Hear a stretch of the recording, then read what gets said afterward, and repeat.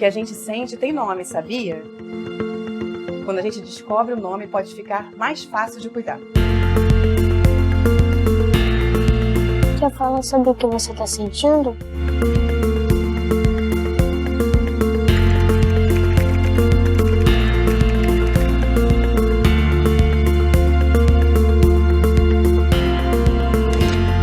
A vida é uma eterna surpresa.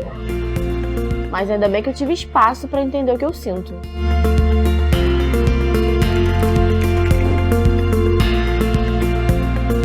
Eu tava muito triste que ela só dava atenção pra minha irmã. Aí eu vi a história do Liv, que contava a mesma história do que eu. E o irmão ficou com ciúmes igual a mim. E poder ver que hoje a minha filha pode vivenciar uma forma dela colocar pra fora o que ela tá sentindo, é muito bom pra mim enquanto mãe. A escola começou a perceber que o diferencial era emocional. Você percebe isso na sala de aula, Cláudia? Muito, eu vejo muito isso. Tem alunos que no primeiro ano praticamente não falavam, mudos o ano inteiro. Chega já no segundo ano, num encontro de Liv, ele fala da sua própria emoção. Isso para mim é um negócio fantástico. Acho que a minha grande paixão é ver esse desabrochar emocional.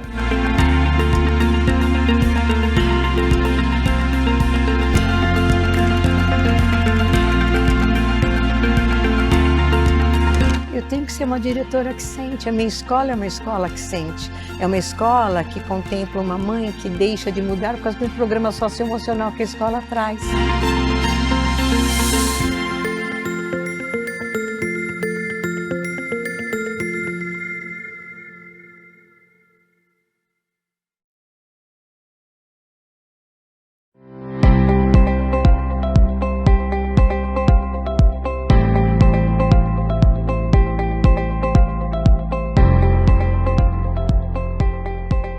Olá pessoal, boa noite. Eu sou Andressa Abraão, consultora pedagógica Liv, e é um prazer enorme dar as boas-vindas a vocês na abertura oficial da Implantação Liv 2025. Quero deixar um abraço especial nas nossas escolas parceiras que estão chegando agora e também nas veteranas que já fazem parte dessa caminhada com a gente todos os anos. Então, sejam todos muito bem-vindos ao Ciclo de Implantação 2025.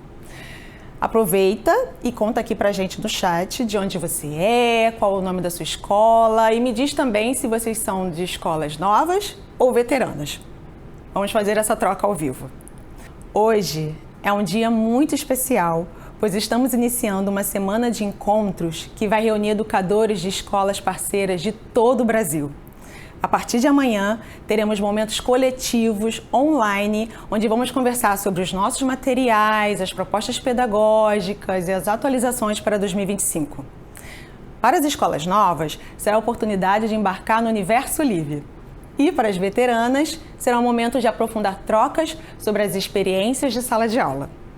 Então, esses grupos de trabalho acontecem na plataforma Zoom, às 7 horas da noite, horário de Brasília.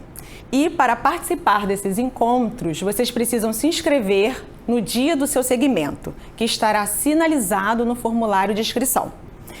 E onde eu encontro esse formulário de inscrição, Andressa?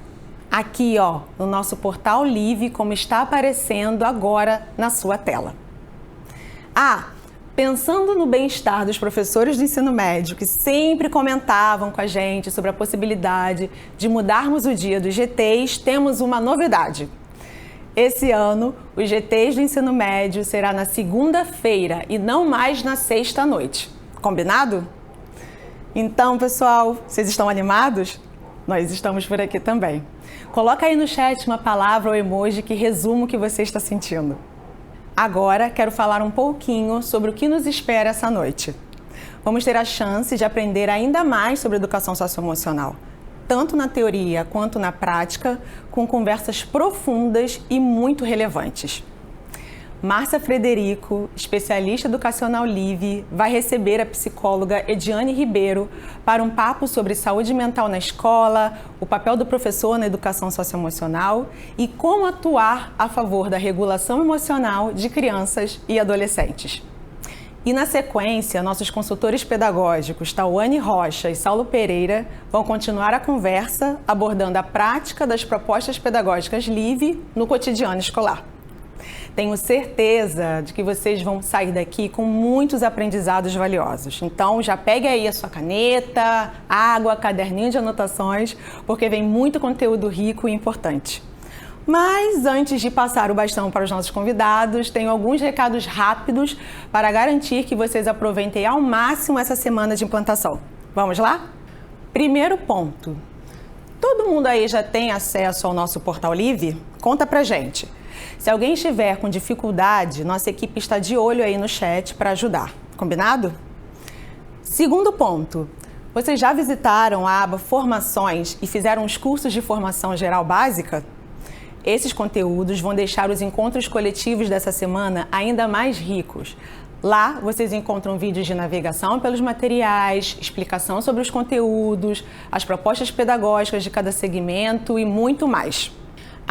E lá também estão os cursos de aprofundamento com temas essenciais do campo da educação, como convivência e mediação de conflitos, educação antirracista e educação inclusiva.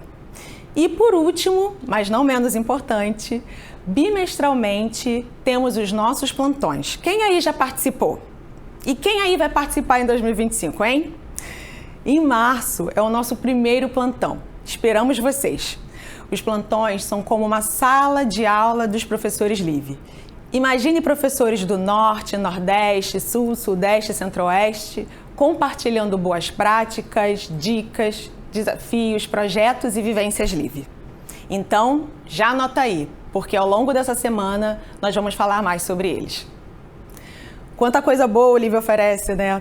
Agora, sem mais delongas, vamos praticar uma escuta atenta e aproveitar ao máximo a conversa potente que está por vir entre a Márcia Frederico e a Ediane Ribeiro. No final, eu volto para a gente fechar com chave de ouro. É com você, Márcia. Obrigada, querida. E hoje nós vamos começar o nosso momento tão especial para a implantação 2025 com uma convidada de quem eu sou muito fã, sou muito admiradora e esteve conosco já no momento nosso podcast, mas aquele tempo foi insuficiente. Hoje a gente quis convidá-la para estar aqui com vocês, professores, educadores, para que a gente pudesse ter um pouquinho mais da Ediane Ribeiro, que está aqui conosco com o maior prazer. Obrigada, Márcia. Eu que agradeço o convite. Para mim é um prazer falar para esse projeto que eu acho incrível e necessário. Assim. Que bom te ter aqui, porque a gente vai querer saber um pouquinho mais e entrar alguns detalhes que até no próprio podcast você trouxe, mas que ficaram assim, né? Naquele momento a gente está falando ali mais direcionado para as famílias.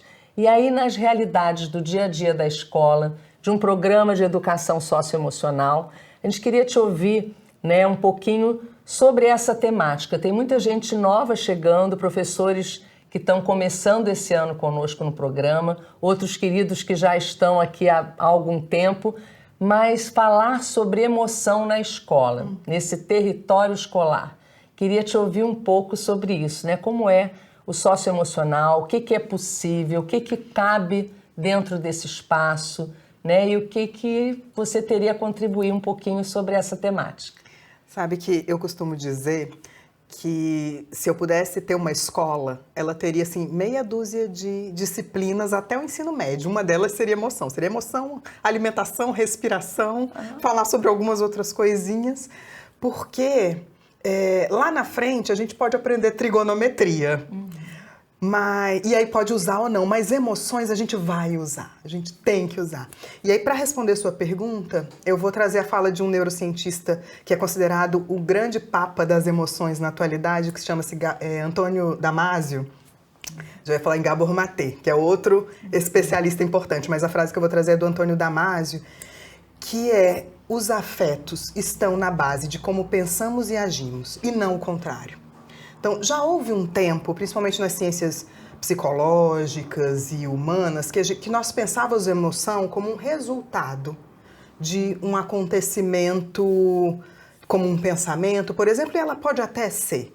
Mas o que o Damasio traz e a neurociência mais moderna traz as emoções, elas vêm como informação para nos ajudar a entender o que estamos vivendo e nos preparar para a ação. E nós começamos esse contato com as emoções desde que nascemos. Só que um bebê pequeno, essa emoção vai ser traduzida em termos de conforto e desconforto. E aí, com o desenvolvimento, essas emoções vão ganhando legendas. Conjuntos de sensações de conforto e de desconforto, que aí nós vamos aprendendo que cada conjunto específico tem um nome, acontece em um tipo de situação. Por isso, legendar as emoções não é inato, é aprendido. Embora as emoções venham conosco, o aprendizado sobre elas acontece ao longo do desenvolvimento, né? O fato de termos emoções não nos torna especialistas em emoções.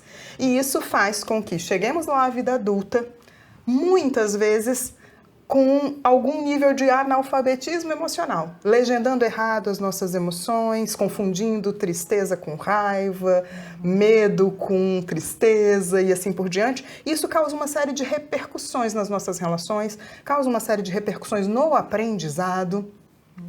A escola entra numa fase da vida e do desenvolvimento onde esse aprendizado de legendar as emoções está começando, ou seja, a fase crucial. É a fase do desenvolvimento em que o nosso cérebro é mais suscetível a mudanças em função das experiências vividas, e por isso o lidar com as emoções nesse iniciozinho da vida faz toda a diferença lá na frente, em como nós vamos desenvolver o nosso processo de regulação emocional, de corregulação emocional, e vai ter um impacto gigantesco no aprendizado. Então, para mim, demorou para a escola entender que habilidades socioemocionais, que emoções eram um tema essencial. Mas não vou dizer mais essencial que a trigonometria, para não brigar com os professores da trigonometria, fiquem tranquilos. Mas é tão essencial quanto aprender geografia, matemática, trigonometria, é aprender sobre esse templo que nós chegamos nesse mundo, que é o corpo, já que o corpo é a sede das emoções, como ele funciona e como elas podem funcionar dentro dos diferentes papéis que nós vamos exercer na vida. Então, para mim, a escola é um ambiente importantíssimo de trabalho sobre emoções. E até você fala também, né, num ponto do nosso podcast, sobre a questão da saúde mental. Saúde mental é uma construção também coletiva, social, e mais uma vez, quando você está falando sobre isso, esse espaço escola, o território escola, ele entra também como mais esse espaço onde o socioemocional precisa estar sendo trabalhado até em prol de uma melhor saúde mental, né? De uma eficiente percepção do que a gente pode fazer, né, para um trabalho às vezes preventivo, ou mesmo de trabalhar aquilo que é apontado ali, que a gente possa orientar para um encaminhamento, né? Então esse espaço da saúde mental de uma forma mais ampla nesse coletivo. Né? Se a gente pegar a definição da Organização Mundial de Saúde para a saúde mental, é um estado de bem-estar que não é inabalado. Então, assim, desconforto emocional não é igual ao declínio de saúde mental. A gente pode viver emoções diferentes, isso está dentro do contexto da saúde mental. Vamos viver desconfortos emocionais, porque faz parte da vida. Mas é um estado de bem-estar em que me permite usar as minhas habilidades em prol das potências e desafios que eu encaro no meu dia a dia e também em prol da minha comunidade. Quando a OMS incluiu a palavra comunidade na definição de saúde mental, para mim foi o que estava faltando nessa definição.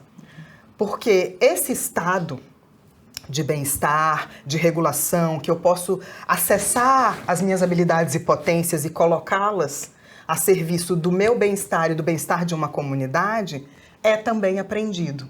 A gente não vem de fábrica com esse aprendizado. E isso significa que saúde mental vai ser um complexo resultante da minha história pessoal, familiar, transgeracional, mas vai ser resultado também das minhas condições sociais. Não tem como ter saúde mental se eu estou privada, por exemplo, de uma boa nutrição. Essas coisas estão muito interligadas. Vai ser resultado daquilo que eu aprendo nos meus círculos de relação. Então, hoje nós entendemos em psicologia, em neurociência, que algumas habilidades, como controle de impulsos, capacidade de estabelecer vínculos, regulação emocional, funções cognitivas e funções executivas como raciocínio, planejamento, memória, atenção, que antes já se pensou que elas poderiam ter um maior componente hereditário e genético, ou de estimulação somente, a gente já entende o papel do vínculo no desenvolvimento dessas habilidades. E aí a gente tem a escola como esse território, que eu adoro quando vocês falam isso, eu vou começar a usar, acho chique, o negócio de território. Esse território onde a pessoa começa a frequentar muito cedo, quando criança, nos primeiros anos da vida. Naquele momento onde o desenvolvimento desses vínculos, desses padrões, falei antes, o cérebro em desenvolvimento está começando a se formar. Então, a saúde mental que essa pessoa virá a ter vai ter como preditores as experiências vividas nesses ambientes individuais e coletivos que ela frequenta. E a escola ocupa um espaço gigantesco desses ambientes de interação.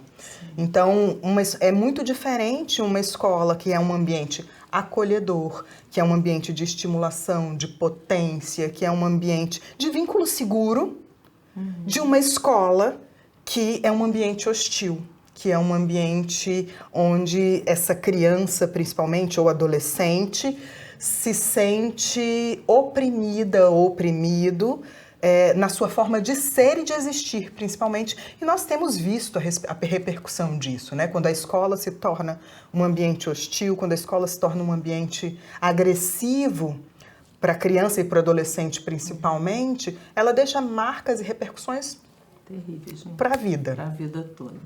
E é interessante, você falou algumas vezes em duas palavras aí, que eu acho que elas são chaves no nosso trabalho com a inteligência emocional, que é regulação, autorregulação e corregulação. Né? Acho que essas três definições aí a gente poderia aprofundar um pouquinho mais, porque você também falou, né? O próprio desenvolvimento cerebral ele ainda está em processo. Então a gente fala muito sobre isso com os nossos parceiros de escola, né? Sobre como que a criança ainda não tem essa capacidade de se autorregular, ela precisa da corregulação do adulto que está ali trabalhando com ela, né? Que está em contato, seja em casa ou seja na escola. E aí queria te pedir assim, alguns exemplos ou algumas formas assim mais práticas que a gente pudesse endereçar aos professores, né? Como que isso pode acontecer no dia a dia, como eles podem ser esses correguladores e também como eles têm que trabalhar a autorregulação deles diante de tantos desafios que não é lidar com uma criança ou um adolescente, mas com um grupo em sala de aula. Né? Isso. Então... Eu vou começar lá de trás e vou chegando no final da pergunta, então. Então, vou trazer rapidamente esses conceitos e já junto com os conceitos um pouco de exemplo. Vou misturar um pouco a sua pergunta, se ficar confuso, vocês me avisam. Seguinte, quando a gente pensa em regulação emocional, não é sobre controlar emoções. Então, a primeira coisa é, regulação emocional não é controle de emoções. Eu sou absolutamente contrária a essa ideia de controle de emoções. Porque emoção é uma função que nós nascemos... emoção é um conjunto, na verdade, né, de informações, como disse antes, que tem funções muito importantes. E se a gente aprende muito cedo a controlar, reprimir, isso vai sair distorcido de várias formas.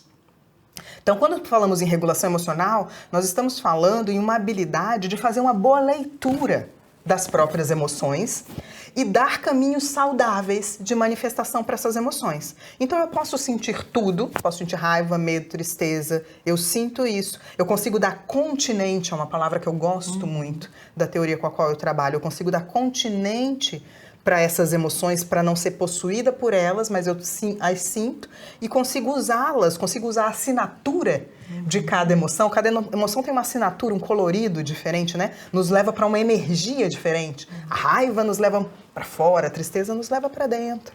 A alegria nos leva para fora também, mas é uma assinatura, é um colorido diferente da alegria. da raiva. Então, cada emoção tem uma tintura diferente, uma energia diferente, portanto, uma função diferente. E a regulação emocional é a capacidade de fazer essa leitura sentindo e dando caminhos, usando a emoção para nos direcionar para ações. De forma adequada. De forma saudável, eu diria. Eu gosto até mais do que a palavra adequada. Porque adequada, ela é uma palavra que pode gerar algumas interpretações. Embora seja adequada, ela pode gerar interpretações diferentes do que é adequado para mim, o que é adequado para o outro. Mas saudável. Saudável para a gente e saudável para o ambiente em que estamos. Para que a emoção nem seja algo que vai implodir e me fazer mal, e se transformar num sintoma, que vai sair para dentro, usando uma brincadeira com palavras, que ao invés de ir para fora, ela vai para dentro, e aí vai me transformar em sintomas, e nem sair de uma forma distorcida, tornando o outro uma vítima da minha emoção. Então, por isso que eu gosto da palavra de legendar e encontrar caminhos saudáveis de sair, de manifestação dessa emoção. Então, isso é a regulação emocional. Essa habilidade, regulação emocional é uma habilidade, ela, no adulto, ela foi um aprendizado ao longo do desenvolvimento. O que significa que toda autorregulação no adulto, ou toda regulação no adulto, foi primeiro uma corregulação na infância. Né? A autorregulação é a minha capacidade de perceber e de, eu estou sentindo agora isso, esse aperto no peito, esse maxilar travado, isso é raiva, quais meus limites foram violados, já que raiva é uma emoção que tem a ver com violação de limites. E eu consigo estar com aquela emoção, com aquele estado, dando aos poucos espaço para aquele espaço me direcionar para uma ação. E a diferença entre autorregulação e regulação é que a regulação eu posso usar algumas estratégias, alguns recursos externos para me regular. Então, de repente, na raiva, não vai dar para ficar aqui sentindo o coração acelerar, porque é muita carga de energia nessa emoção, e aí eu preciso, talvez, dar uma caminhada para depois refletir sobre essa emoção e a função dela. Pode ser que eu precise tocar um travesseiro antes de pensar na função que ela veio me comunicar. Então, eu posso usar tanto recursos externos quanto internos de regulação. E tudo isso é aprendido ao longo do desenvolvimento. E a criança precisa dessa corregulação, ou seja, de um outro sistema nervoso regulado que ajude a descer essa ativação de sistema nervoso que acontece no momento de uma emoção intensa. Então, toda emoção intensa traz uma ativação de sistema nervoso que a criança não sabe o que fazer com ela, por causa do cérebro imaturo na infância, que só vai terminar a maturação lá nos 20 e poucos anos, se tudo der certo. Tem uma galera que eu acho que não termina. Que não termina.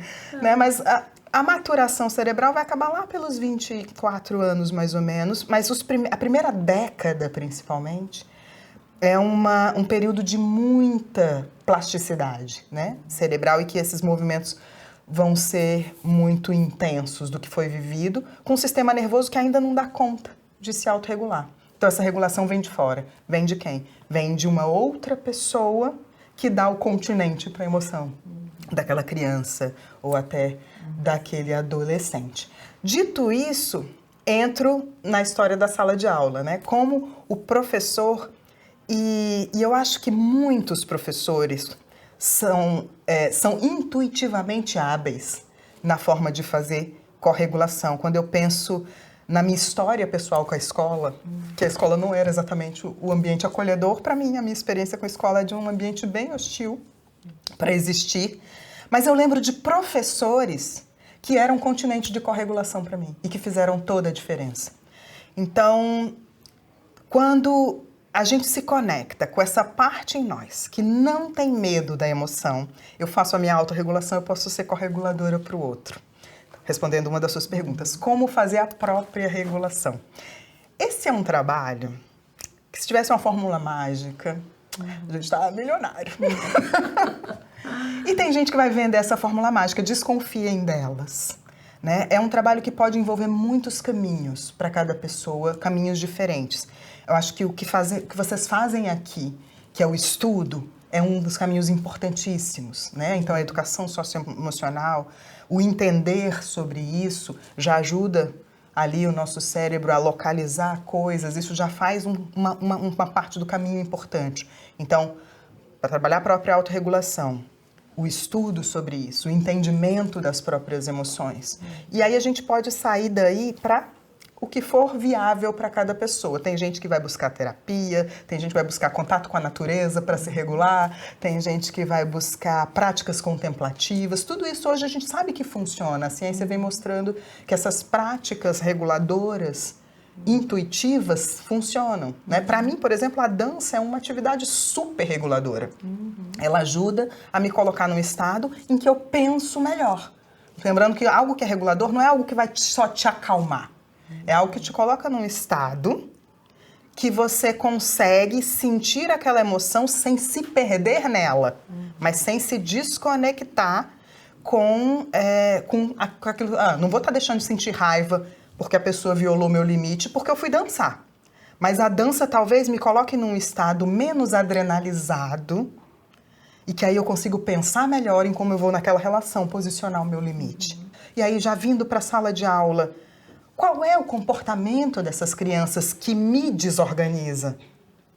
O que elas fazem que me desorganiza e que aí eu posso precisar pedir ajuda para lidar com isso? Para entender por que quando a criança chora me desorganiza? Por que eu não posso lidar com o choro, que é uma expressão tão autêntica da infância e da regulação emocional? Então, começar uma autoobservação de que comportamentos me desregulam como professora, como professor, que situações, que crianças que podem estar, de repente, batendo no espelho de alguma coisa minha, que, de repente, eu consigo ter mais paciência, menos paciência. Essa autoobservação já traz para a gente tanta informação que nos ajuda a ir direcionando melhor. Porque a primeira vez você observa, a segunda vez você observa de novo, a terceira vez você observa de novo, aí na quarta você fala, opa, e se eu tentar uma coisa diferente aqui? Ao invés de reagir no impulso, e aí eu acabo me desregulando e desregulando mais a criança ou do adolescente. Falando sobre autorregulação. Falando sobre ser ambiente de corregulação, né? Sobre ser continente de corregulação para um grupo de crianças, para uma criança. Se o professor fizer o seu dever de casa com a sua autorregulação, ele já vai ser bastante continente. E falando nesse tempo também, né? Que eu acho que esse é um outro ponto que a gente ouve muito aí das escolas, né? Que é, puxa, mas se a gente abre esse espaço para falar sobre emoções, para poder ouvir o que o outro pensa, o que o outro sente, o nosso tempo fica exíguo, a gente não tem como dar conta, né? Daquele tempo é muito pouco. Na hora que eles estão aquecidos para começar a se sentir à vontade, a sentir que houve esse ambiente acolhedor, que houve um ambiente de confiança, o tempo, pronto, acabou aquele tempo de aula ali. Então nunca vai ser suficiente. Essa é a queixa de 10 entre 10, né, profissionais de escola, e com razão. Eu acho que aí falar um pouco dessa ideia do tempo, né, que a gente tem às vezes que ressignificar esse tempo também, né? Do tempo da escola, do cronômetro, do tempo da matéria, entra um professor ou começa uma matéria e outra. Como que se encaixa isso? Aonde que isso permeia? Ou de que maneira, quando você fala da sua escola ideal, eu fiquei aqui sonhando, né? Que realmente seria, que bom poder ter, né, alimentação, que a gente não tivesse entendesse que essa é o fio condutor até para o pensamento, para o cognitivo, para adquirir o conhecimento. Mas ainda não é assim, às vezes não dá tempo. A gente tem lá na frente a exigência de um funil, né, de cobranças de um Enem, de um mundo, né, que está voltado muito para isso, e aí a gente parece que está falando de uma utopia. Mas queria entender um pouco essa lentificação, esse outro tempo, que é o tempo do sentir dentro do espaço escolar. Essa é uma pergunta ótima, porque é uma grande questão da vida moderna, o tempo, né? A gente está vivendo uma aceleração dos tempos. Então, assim, é o 2x do WhatsApp. Ninguém assiste um vídeo em 2x. Outro dia, uma pessoa me marcou no Instagram, e aí eu fui ver o vídeo, eu falei, gente, mas essa não é minha voz. Aí que eu vi que o vídeo que eu estava marcado estava acelerado. Nossa. Porque a gente vive essa aceleração que perde a prosódia. Pense, vou usar esse exemplo do 2x do Instagram para chegar na sala de aula. Quando a gente acelera lá a voz da pessoa, do WhatsApp, quando a gente acelera lá a voz da pessoa, a gente perde uma coisa valiosa que é o sentir. Porque você ouve uma voz mecânica que perde a prosódia, que perde a musicalidade, que eu não sei que hora que aquela pessoa engasgou, que hora que ela respirou, que palavra foi difícil para ela dizer. A gente perde justamente o contato com o sentir. Porém, talvez o equilíbrio, porque isso não vai voltar atrás, nós estamos numa aceleração dos tempos, talvez seja buscar um ponto de equilíbrio. Para isso, seja nem tanto o céu, nem tanto a terra. Nem querer voltar para um lugar onde a gente consiga alargar demais o tempo e nem se render, nem sucumbir à aceleração dos tempos. Para isso, a gente precisa desconstruir um mito de que sentir precisa muito tempo. E aí eu gosto de desconstruir esse mito, porque às vezes você precisa de 5 minutos. Porque a gente sente o tempo todo. O tempo todo a gente está sentindo. O que acontece é, os dados objetivos estão batendo em cima do nosso sentir, anestesiando, destruindo eles de várias formas, né? Nos tirando do sentir de várias formas. Mas nós sentimos o tempo todo. E aí, como tornar mais orgânico, incluir o sentir em meio às discussões, à matéria que eu preciso dar, ao conteúdo? Talvez seja uma utopia realmente pensarmos que a gente vai ter um momento para o sentir. Eu acho que cada vez mais nós precisamos incluir o sentir no meio do caminho, em tudo. E se eu estou com uma criança angustiada de alguma forma, entristecida ou mais agitada, se eu me conecto de verdade com essa criança, com esse adolescente, fazendo com que fique claro que a emoção é bem-vinda naquele espaço, o corpo responde muito rápido aos estímulos cerebrais. Rapidamente, num ambiente em que há segurança, essa emoção vai fluir. A gente não precisa falar longamente sobre emoção para chegar na regulação. Muitas vezes o que nós precisamos é fazer companhia para essas emoções.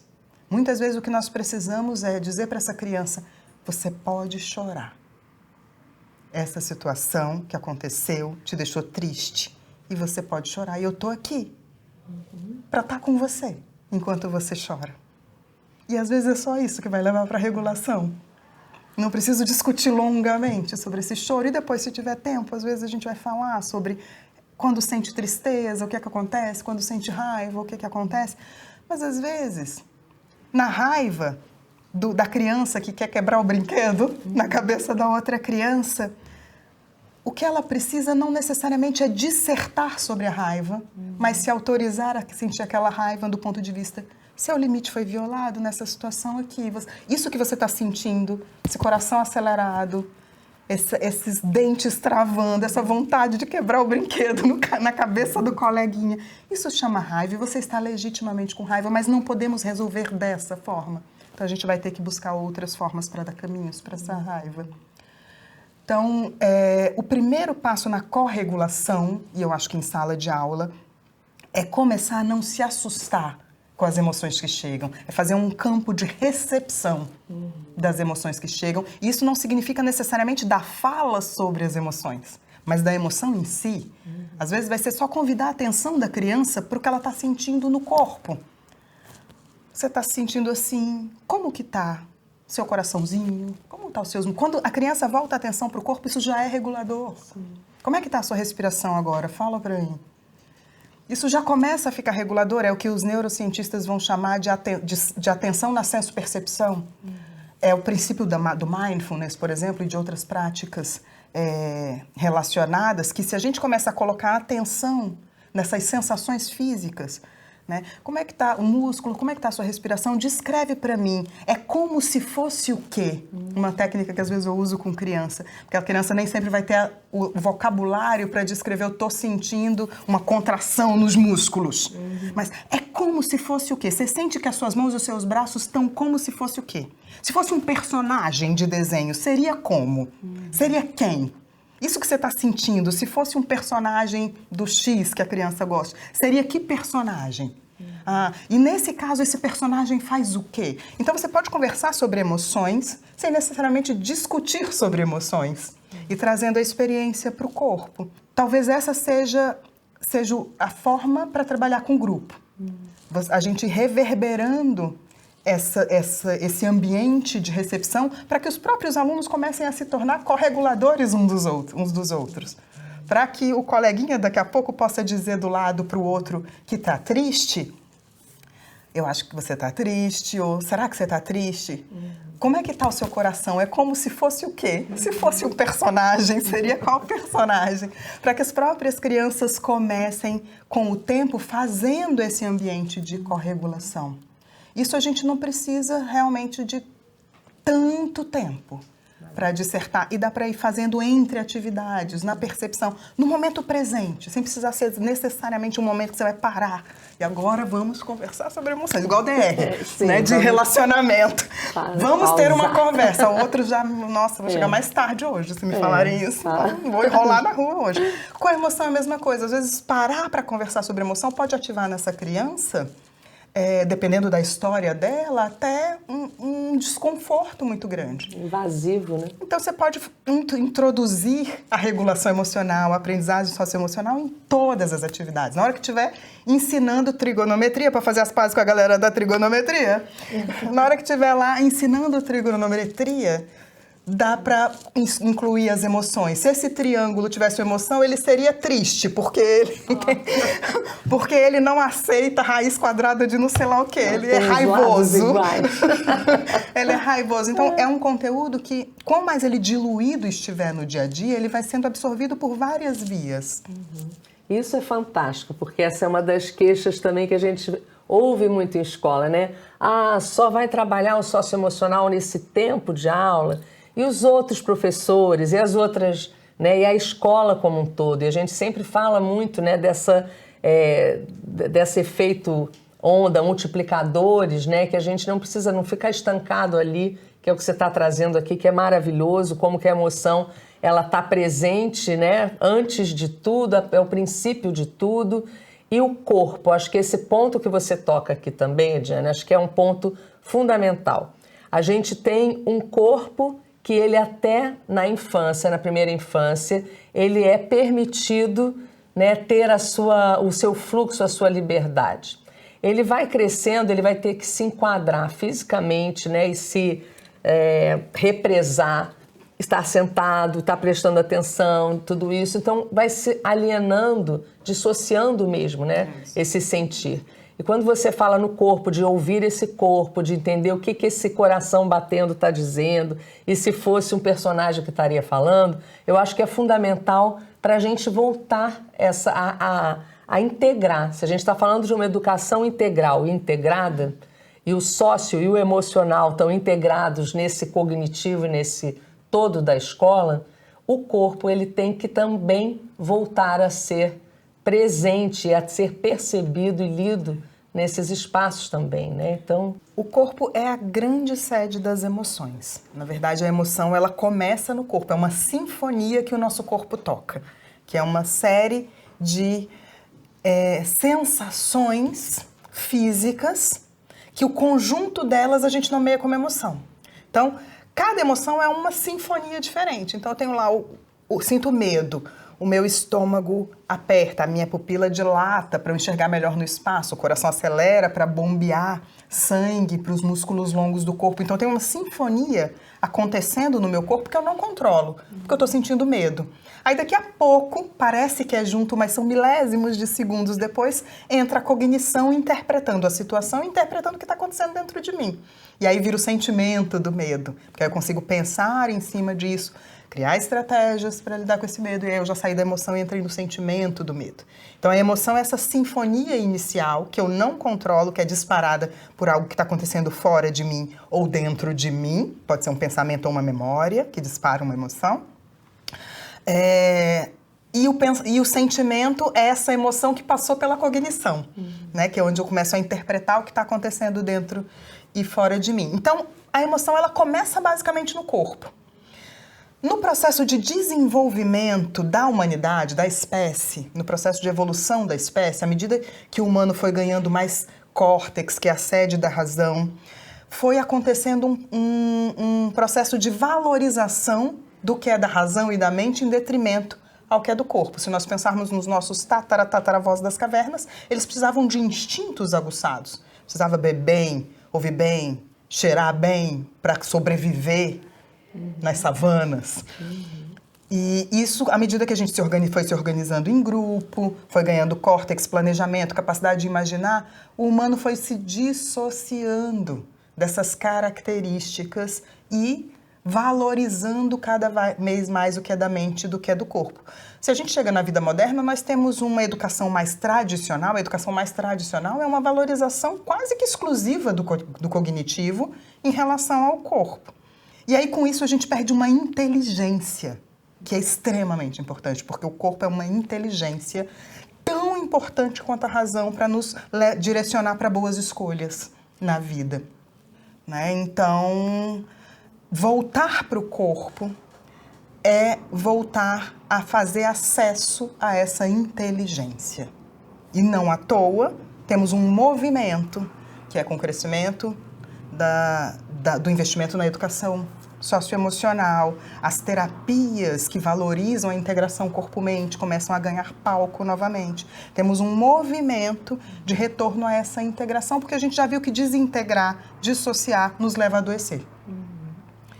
Na escola, esse corpo vai aparecer de várias formas. Esse corpo que está mais contido, como você disse, que a criança está lá, criativa, pulando, experimentando, explorando o mundo, e aí a gente vai colocando ela cada vez mais restritiva. Esse corpo que se restringe, ele precisa de espaço para exploração, que vai ser no brincar, que vai ser nas atividades um pouco mais dinâmicas, que vai experimentar regulação pelo corpo. O nosso corpo nos dá alguns recursos de regulação emocional 0800, que a gente vem de fábrica com eles, movimento e auto-toque. São recursos de regulação emocional.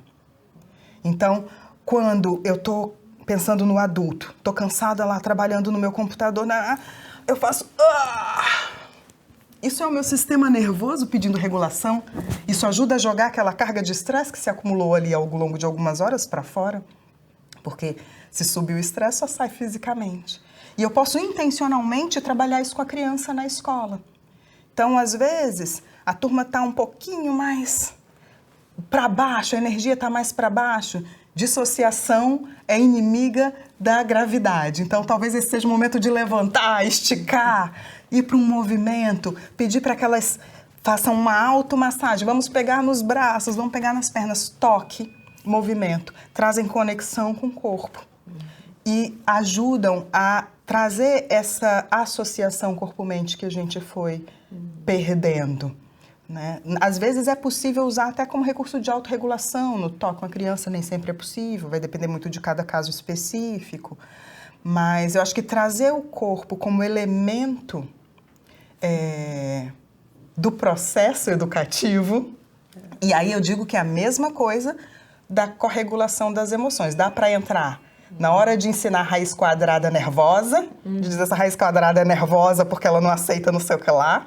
O corpo também, no momento em que você ensina conceitos a partir de movimentos ou pede para as crianças fazerem contato consigo, ou propõe jogos em que movimento e autotoque vão ser reguladores para o grupo, né? Então, eu estou com uma turma muito agitada, tem uns professores que me ganham muito, que outro dia eu vi isso, me enviaram os professores que me ganham muito, que usam a música, né? A música é muito reguladora para mim, por causa da dança. Então, a turma está muito agitada, eu convido essa turma através, por exemplo, de uma música para ficar quieta, toco uma música. A música, ela é uma onda que o nosso corpo reverbera. E aí já trago para uma presença. Eu convido o meu conteúdo a chegar de outras formas, que não só pela explicação tradicional. Maravilha. Quanta coisa, né, gente? Olha, tá assim... abrindo um campo, horizontes aqui para gente. E eu fico pensando também, né, muitas vezes outras inquietações que a gente recebe muito dos professores, né, que estão ali em campo, é quando algumas vezes, alguns temas, eles falam assim, olha, eu não sou psicólogo para trabalhar. Você já vem falando, né, muito do como que a gente pode acolher e fazer, né, desse momento.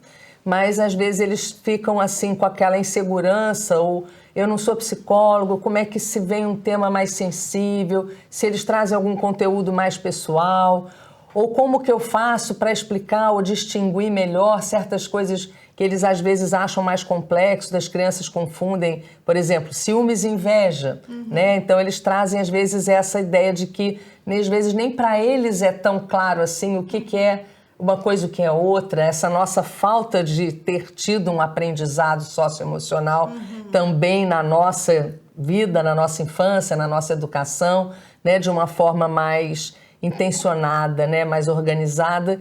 E aí queria te ouvir um pouco falar, né, sobre essas filigramas aí, né, de emoções às vezes que não são tão bem vistas, ou que não são bem compreendidas, ou que tocam num ponto em que pode se escorregar para fazer uma terapia, e não é esse o propósito do programa socioemocional. Sim.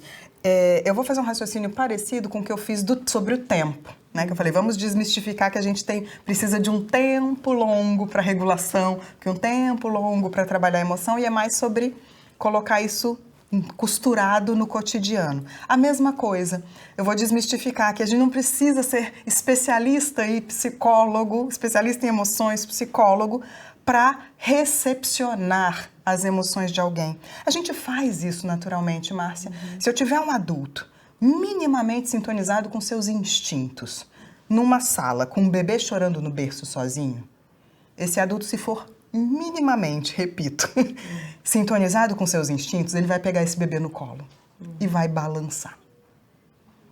Isso é da natureza do humano. Quando ele faz esse balanço, ele sem saber, muitas vezes sem saber ou sabendo, ele está fazendo está ajudando a aumentar a atividade parasimpática do ramo do sistema nervoso que acalma a gente. O balanço cadenciado ajuda a aumentar a carga parasimpática. Então, quanto mais a gente se conecta com os nossos instintos de humanos que precisamos de vínculos, porque a natureza do humano é o vínculo, a gente recepciona melhor a emoção do outro sem precisar ser especialista. É só o papel de ser humano naquele momento. Não é de ser especialista, é o papel de ser humano, de receber, de fazer companhia para aquela emoção, como disse antes. E essa vinculação, vou trazer agora sim Gabor Maté, um grande especialista de desenvolvimento infantil, trauma e estresse, que tem uma frase que eu amo: não existe nada mais mitigador de estresse do que vínculo. Então, nesse momento da conexão, eu já estou fazendo muito. Então, desmistificamos o tempo longo, desmistificamos o professor como resolvedor do problema, nem sei se essa palavra existe, o pessoal da educação depois me corrige se não existir, como a pessoa responsável por resolver o problema. Na hora que a criança vem ao professor, chorando, irritada, dizendo que está sentindo ciúme ou inveja, que a gente fala um pouquinho, vai falar um pouquinho sobre isso já já. Não necessariamente essa criança está querendo que esse adulto faça alguma coisa para resolver o que gerou. Ela está querendo acolhimento numa primeira instância. Ela está querendo alguém que a ajude a passar por aquele desconforto que é muito físico, inclusive. Essa ideia de que ao contar o meu problema, eu estou querendo que o outro responda, é uma distorção da vida adulta. Os adultos que criaram um pouco essa história. E aí isso vai, inclusive, para os relacionamentos outros, né? De trabalho, afetivos, quando às vezes a pessoa só está querendo ser escutada. Quando às vezes ela só está querendo que você esteja lá.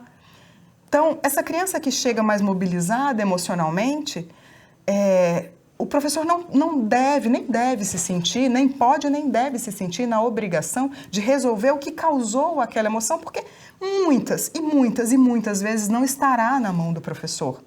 Naquele momento, o papel é recepcionar, ser um bom recepcionista. Recepcionar a emoção e estar com a criança na experiência.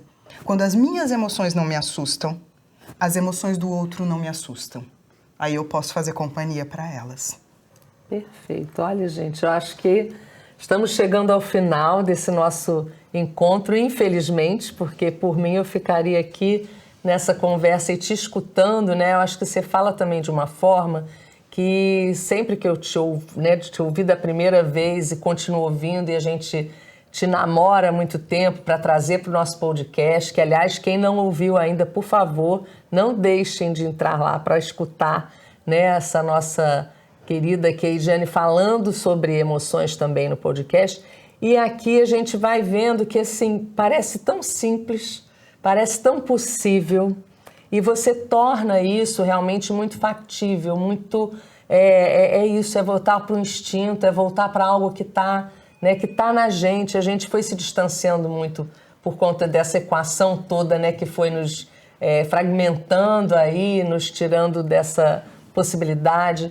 Você tocou em pontos importantíssimos que a gente fala muito também, do quanto é possível sim aprender e desenvolver tudo isso. Não é uma coisa inata, não é, né, a gente se tornar, como você me falou, quantas vezes você tem lá o biológico, o neuro todo funcionando, mas por que não se põe em prática? Por que tantos adultos, às vezes, não conseguem ter essa autorregulação, ter acesso a essa parte, né, do córtex pré-frontal, de pensar antes de agir, de poder se organizar para isso? Então, isso faz parte, sim, de uma educação que não se tem só em casa, que se tem no coletivo, que no coletivo da escola e nesses ambientes que a gente socializa. Então, isso é muito importante. E eu queria só deixar um tempinho aqui final para a gente falar um pouco dos adolescentes, porque eu acho que a gente falou de um modo geral sobre o humano e eles estão incluídos em tudo que você falou, mas acho que o tema adolescência, ele sempre pega também, né, por uma fatia assim de um certo, ai meu Deus, né, o que fazer? É um momento que às vezes a gente é chamado muito para apagar incêndio, né, como se fosse, aqui é o ponto X, aqui é o ponto mais difícil às vezes da escolaridade, do lidar na escolaridade. O choro na criança, ele é esperado, aceito, a gente de alguma forma tem um acolhimento e sabe como fazer. Mas quando às vezes uma catarse emocional, ou um choro, ou uma crise de ansiedade aparece, né, ou um quadro de depressão nos adolescentes, há realmente uma sensação de que, opa, tem algo muito perigoso acontecendo aqui. O que a gente pode fazer? O que nos cabe nesse momento? E esse lugar de eles se sentirem pertencentes, realmente engajados com o que é proposto nesse ambiente escolar, acho que é um ponto fundamental para esse acolhimento também. Me fala aí um pouquinho sobre essa temática. Sem dúvida. Eu vou começar respondendo, puxando o que você falou sobre tornar simples, né? Porque eu realmente acredito que é simples, só que é sofisticadamente simples. Muito. É sofisticadamente simples. Porque é simples do ponto de vista que isto está em todos nós. Essa capacidade de vínculo, de conexão, que aí eu puxo para os adolescentes, que eu acho que é uma das grandes crises que a adolescência da vida moderna vive. É uma crise de vínculo. Uma crise de conexão. E aí nós estamos assistindo a um filme bastante desafiador e com finais que têm sido trágicos muitas vezes. Assim, é uma das coisas que me preocupa também. O grande desafio para quem trabalha com adolescente é qual é o canal de conexão. Às vezes vai ser um desenho, às vezes vai ser um jogo, às vezes vai ser um esporte, às vezes vai ser a arte. De outras formas, qual a conexão que eu posso fazer para entrar no universo daquela pessoa. A gente trabalha muito com o adolescente, querendo que o adolescente venha para o universo do adulto. E aí o caminho na educação ele é o contrário, é como eu entro no universo desse adolescente, faço conexão, deixo o ambiente mais seguro, para que aí, a partir dessa segurança, ele possa se desenvolver de uma forma também mais segura, com esse turbilhão que já é por si só a adolescência. Perfeito, Ediane. Acho que você traz um ponto que para nós do LIVE é nevrálgico, assim, é essencial, que é esse, a gente se aproximar da linguagem desse aluno em cada fase do desenvolvimento. Como você falou, é muito complicado realmente para o adolescente ele se expor. Então, como que a gente usa recursos que facilitem isso? quando a gente cria uma minissérie que ele pode se identificar com o personagem que é jovem adolescente como ele, né, que está ali na tela, ele falar do personagem, isso poupa ele de ter que se expor de alguma maneira. Então você oferece recursos, né, que ele pode se encontrar ali ou encontrar um jeito de falar sobre si através de uma coisa que às vezes ele nem tem essa consciência de que ele está falando dele. De se expressar, mas ele está, né? identificado. Deixar a emoção se expressar de várias formas, né? E a arte realmente, como a você arte falou, faz isso com como poucos recursos que eu conheço. Não é à toa que toda a civilização das mais antigas e milenares e tradicionais, as mais modernas, tem uma forma de expressão de arte, porque é uma forma de expressão desse conteúdo que às vezes é difícil de passar pela cognição e pela linguagem. Então, acho que a gente precisa lembrar que o adolescente, ele não é o adulto que precisa sair logo. É uma fase específica, ele não é o projeto de adulto. Ele é um adolescente. Então, eu preciso ir para o universo dele, como eu vou para o universo da criança com o lúdico, para educar. Muito bom. Eu acho que, gente, a gente realmente tem aí um tempo, infelizmente, os nossos tempos, né? Precisam também ser aqui cumpridos, mas acho que você conseguiu caminhar nesse nosso bate-papo aqui por muitas temáticas, acho que muitas temáticas que são do dia a dia, das angústias, dos questionamentos que a gente vivencia na escola, né, com o programa socioemocional. Bom, e não podia deixar de falar também que estamos recebendo a Ediane Ribeiro no nosso espaço aqui no Rio de Janeiro, que é a nossa sede, o nosso escritório de treinamento, de conversas, né, de troca entre a nossa equipe pedagógica, para criar, né, o nosso templo de criação do programa Live. E é com muito carinho realmente que a gente recebe aqui, já te sentindo, fazendo parte, né, desse nosso momento com os nossos colegas, né, professores, com os nossos colaboradores aqui também. Te agradecer muito por ter nos dado esse tempo tão disponível da gente poder pensar, refletir sobre esses temas tão necessários. Eu que agradeço demais. Também já estou me sentindo em casa, né? Já fiz um monte de piada, porque eu já estou me sentindo em casa com vocês, assim. Realmente eu sou uma fã, né, do Live, dessa proposta. Como eu disse, eu acho que demorou para a gente começar a enxergar o quão isso faz diferença. E se eu posso deixar algum recado final, assim, para quem nos escuta, eu sou professora também, né? Além de psicóloga, eu sou professora também, eu dou aulas. E talvez porque eu acho que não existe conexão mais fecunda do que a conexão de ensino e aprendizagem, e essa conexão que é uma via de mão dupla, porque a gente aprende muito, né? Ensinando. É realmente uma transformação mútua que acontece ali e que eu vejo acontecer com as pessoas com as quais eu dou aula hoje. Eu me transformo todos os dias. E todas as vezes que eu penso na minha história, eu falei isso no começo e eu vou deixar isso como recado final para ficar bem sublinhado mesmo, assim.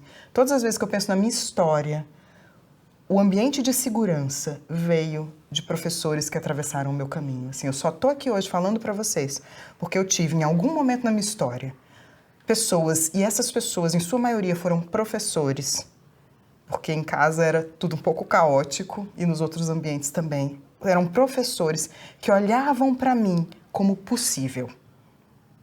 Só porque eu fui olhada como possível por esses professores que eu estou falando aqui para vocês hoje. Com isso, a gente passa agora essa nossa extensão da conversa para um aprofundamento com os nossos colegas Tawane e Saulo. Gente, um prazer estar com vocês aqui, começando esse nosso movimento para 2025 e vamos com tudo. Vamos lá que a gente está junto. Conta com a gente. Olá, professores, professoras, como é que vocês estão? O que vocês acharam do papo da Ediane com a Márcia? Coloca aqui no chat os comentários de vocês. Bom, eu não vou ser mal educado, né, Tal? Eu vou me apresentar. Eu me chamo Saulo Pereira, sou historiador, mestre em História pela UFRJ e consultor pedagógico do Live. E eu sou Tawane Rocha, socióloga, pedagoga, especialista em psicologia do desenvolvimento e da aprendizagem. E a gente está aqui com a feliz missão de relacionar o que vocês acabaram de escutar agora com a Ediane e com a Márcia, como é bom escutar as duas, né? Com o nosso material do Live.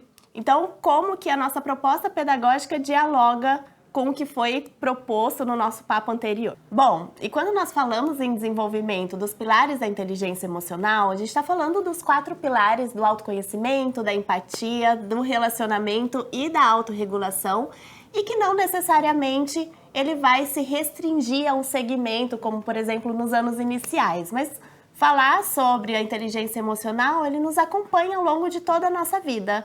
Então, quando a gente fala sobre o laboratório Inteligência de Vida, nós, enquanto adultos, nós, enquanto professores, também estamos trabalhando a nossa inteligência emocional, porque a gente está se relacionando o tempo inteiro nessa aula. Então, trabalhar habilidades socioemocionais, não necessariamente a gente deixa de desenvolver a inteligência emocional também em sala de aula. Cara, maravilha, Tal. Eu realmente concordo com isso, porque para nós a autorregulação ela é uma capacidade de escolher respostas e não reagir apenas por impulso, né? Isso implica cuidar das emoções de uma forma que elas nos auxiliem a lidar com as nossas experiências e relações.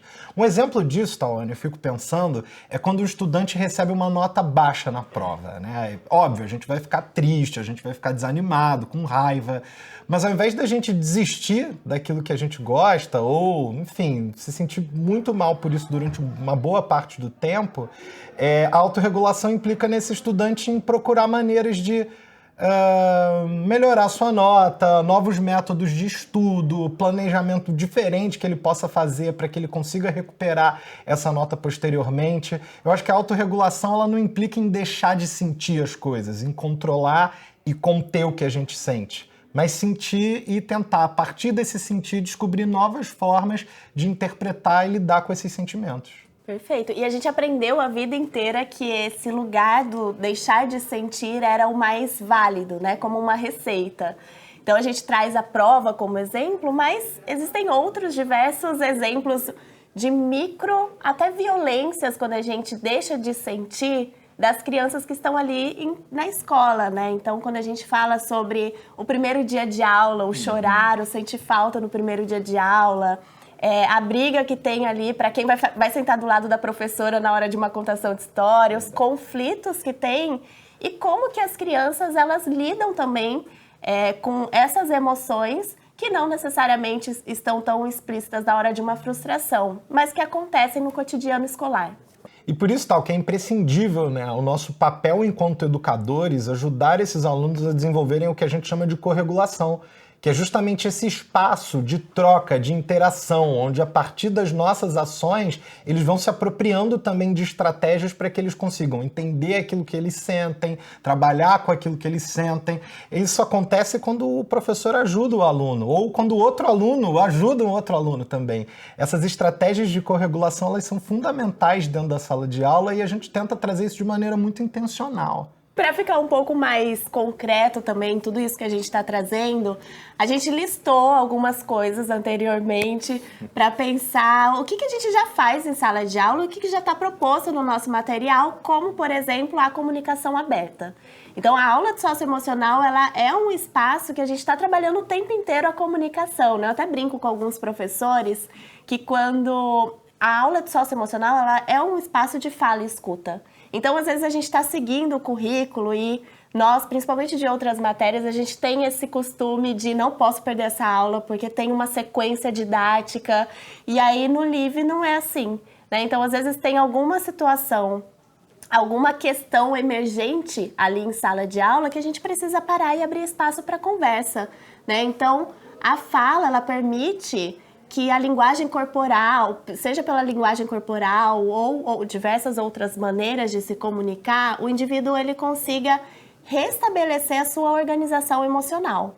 Então, isso implica para ajudar a dar um nome às coisas, como eu falei anteriormente, né, do que eles sentem, mostra que aquele sentimento ele é válido, explicando as razões pelas quais as coisas acontecerão, de forma com que ela nem sempre da mesma forma que a pessoa deseja, né? Então, poder falar das nossas angústias é um espaço para que a gente possa elaborar determinadas bagunças que estão ali na nossa mente, né? As palavras têm poder, né, Tawane? A fala organiza, dá contorno às coisas que a gente sente, né? Às vezes pode não ser a fala, às vezes você pode ter um aluno também que não tá falando, não quer participar muito da aula, mas a gente pode propor uma escrita, né? A gente pode propor algum outro tipo de expressão, né, que envolva essa comunicação aberta também, não é? Eu gosto muito de pensar na brincadeira, e o Winnicott, que é uma das nossas referências teóricas do nosso material, a gente traz muito a brincadeira, né? Para os maiores a gente traz como dinâmica, para os menores a gente já traz como o brincar, mas principalmente porque é pelo brincar que a criança, o adolescente, ele se expressa, o uso do corpo, né? Eu acho que vale a gente sempre pensar que uma criança não vai ter a maturidade de sentar aqui com a gente, ou pode ter, a gente sabe que pode ter também, mas que vai sentar e falar, olha, hoje eu não tô bem, eu preciso falar de luto, tô me sentindo triste. Não é nesse espaço, um dos temas sensíveis que a gente escuta muito nas escolas, né? Então, a brincadeira, ela também abre espaço para que a criança possa se comunicar, para que o adolescente possa falar muito no lugar do quanto o corpo, ele é importante também nesse lugar da comunicação. Cara, muito legal isso, tal. Eu fico pensando, quando a gente fala sobre fala, corpo, de ter essa percepção de nós também, o quanto uma voz calma, né, e uma aproximação segura, ela também pode ser extremamente reconfortante. Às vezes a gente não presta muita atenção de como a gente fala as coisas, de como a gente se move, sabe? E isso pode ajudar uma pessoa também. Eu fico pensando em situações cotidianas, até... quando a gente comete algum erro, quando a gente faz alguma coisa e alguém vira pra gente e fala, tá tudo bem, fica tranquilo, tá, sabe? Ou quando a sala tá aquele caos, a gente tá com raiva naquela situação e como que a gente reage ali também, né? Então a gente tá com raiva, presta atenção como que a nossa fala, ela se dá quando a gente tá com determinados sentimentos, né? Então, quando a criança ou o adolescente, os nossos alunos, trazem pra gente determinadas situações ou falas que são sensíveis, vale a gente também se autorregular, a importância da gente pensar o quanto as emoções elas são inerentes ao ser humano, né? Então a vida inteira a gente vai ter raiva, tristeza, esses sentimentos que falaram pra gente não era permitido também, principalmente enquanto professor, né? Que tem essa carga de ser sempre perfeito, né? E é super interessante isso, né, Tawane? Porque também quando a gente fala dessa voz calma, a gente está falando num contexto de corregulação. Isso não implica silenciar aquilo que o professor sente, né? Ele, às vezes, vai ter raiva também. O professor tem direito a isso. O aluno também vai sentir raiva, né? Mas essa voz é justamente quando a gente precisa equilibrar um aluno, ajudar ele também a entender aquilo que ele está sentindo. Nem sempre é o volume da voz ou a forma que se fala, mas é entender o que vai conseguir trazer aquele aluno para um estado um pouco mais equilibrado, até para que ele consiga se sentir melhor com ele mesmo. E eu acho isso muito interessante, porque a gente fala entre alunos, professores, alunos, mas a escola ela é uma grande comunidade, né? A sala dos professores também é um espaço para a gente poder acolher essas nossas emoções, né? Para que tenha escutativa, para que tenha algumas dessas ferramentas que a gente está comentando agora, mas também num espaço entre os adultos. Então, entender a escola como comunidade, não só na sala de aula, porque acontece muito em muitos outros lugares também. Isso é muito bacana, porque quando você fala em comunidade, me lembra um conceito de uma historiadora chamada Barbara Rosenwein, que fala justamente sobre comunidades emocionais, né? E essas comunidades emocionais, elas falam dos afetos que são valorizados ou não, da qualidade das relações afetivas. Acho que depois a gente pode até falar um pouco mais dela também, mas é algo que me chama muita atenção quando a gente está falando sobre educação socioemocional. Porque a gente frisa muito esse lugar da comunidade, né? Bom, então a gente falou sobre comunicação aberta, falamos sobre voz calma, com algumas aspas, essa voz calma pensando como estratégia de corregulação. E tem uma outra que é muito utilizada e acredito que a gente utiliza também, mesmo sem perceber. Essa é uma daquelas estratégias que a gente usa e a gente aprendeu na vida, né? Que é a respiração.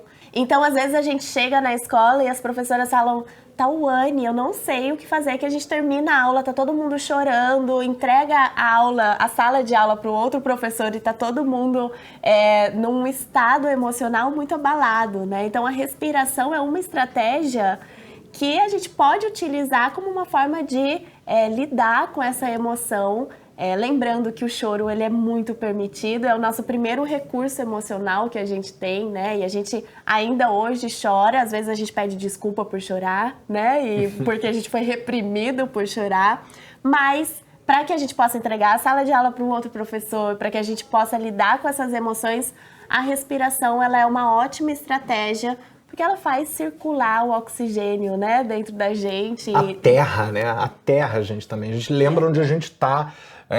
A gente já viu algumas vezes assim, exercícios de respiração para lidar com ansiedade, né?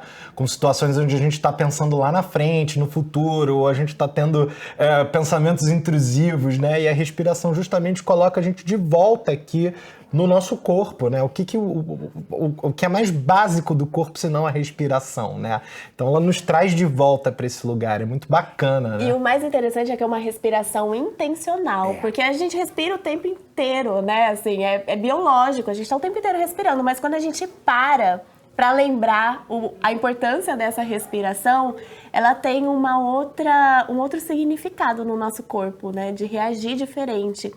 E eu também trago como uma dica nesse lugar da respiração, de colocar músicas calmas, né? A gente falou da voz calma, a gente falou a música, ela também é uma estratégia que traz a gente para o presente, né? Para que a gente possa se conectar. E aí, de novo, eu volto no assunto do corpo, né? Como que o nosso corpo sente determinadas músicas e como a gente pode trabalhar um pouco mais o presente também. E é muito bom você trazer esse exemplo da música, tal. Para mim, a música é uma coisa muito importante na minha vida. Quando às vezes eu vou ter um momento com uma escola e a música é um tema específico, ou melhor, o tema de palestra ou de um momento com essa escola, ele fala sobre tecnologia. Eu sempre vou ouvindo alguma música sobre isso.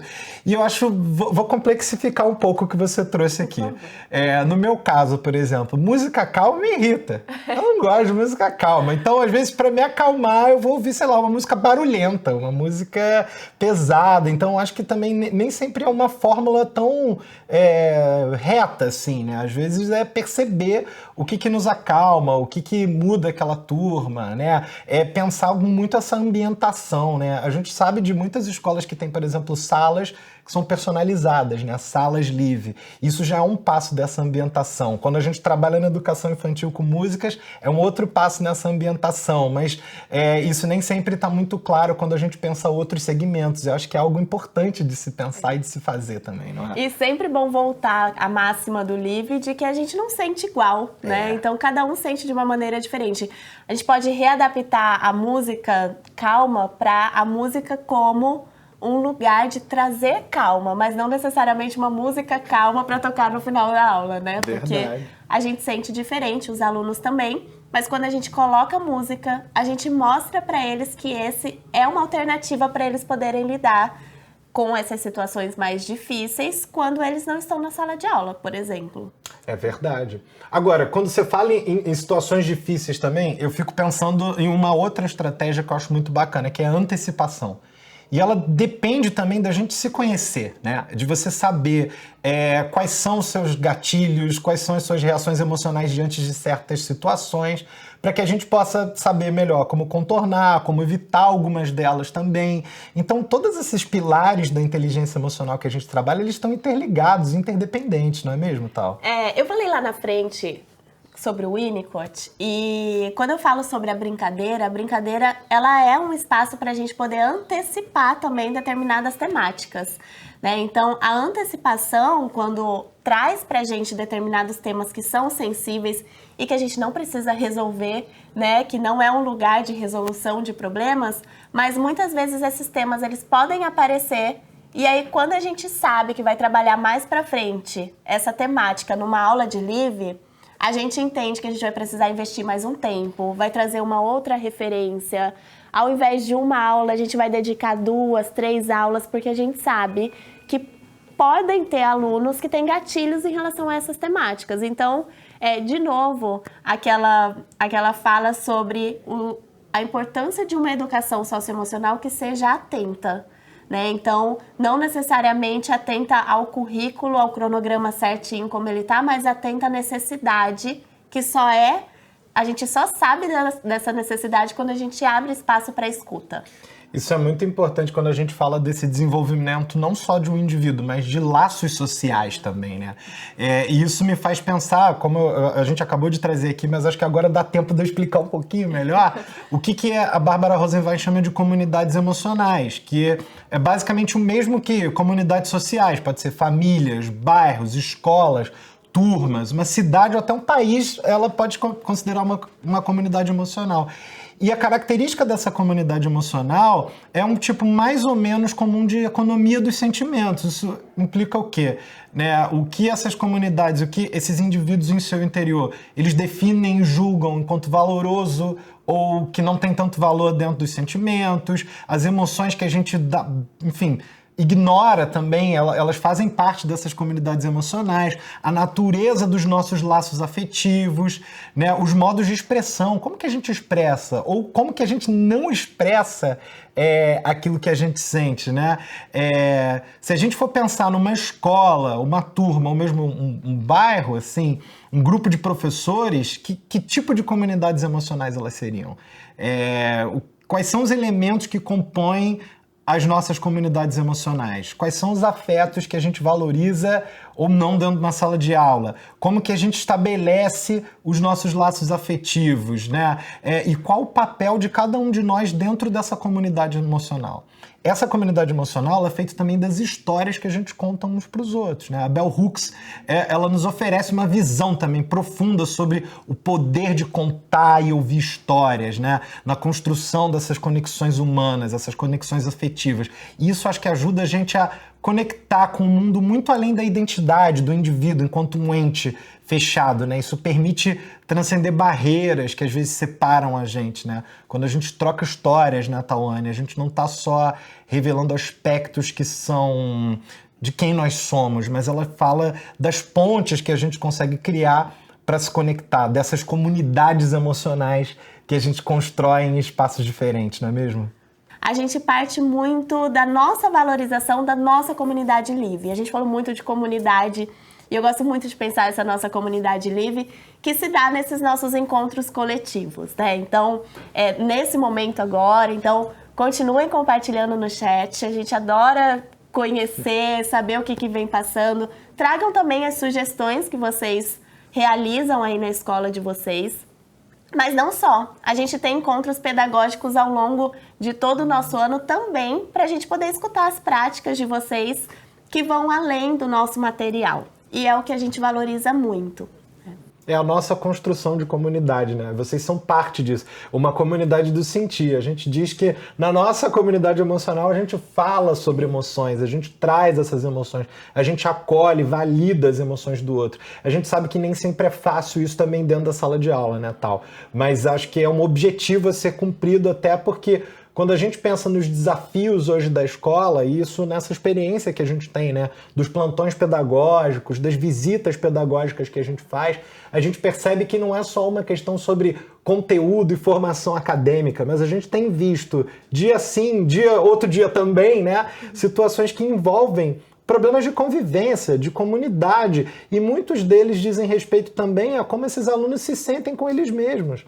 Um aluno que às vezes não sabe o que está se passando por ele, mas ele tem uma dor, como que ele reage dentro dessa sala? Ou uma turma, por exemplo, que está dividida, né? Eu encontrei recentemente algumas turmas bem divididas, sabe? Eu acho que o desafio hoje e a necessidade de falar sobre emoções e sentimentos é que é para a gente consiga construir um outro tipo de comunidade, um outro tipo de convivência, mais baseado em respeito, acolhimento, a valorização das diversidades de pessoas dentro da sala de aula, né, e na sociedade como um todo.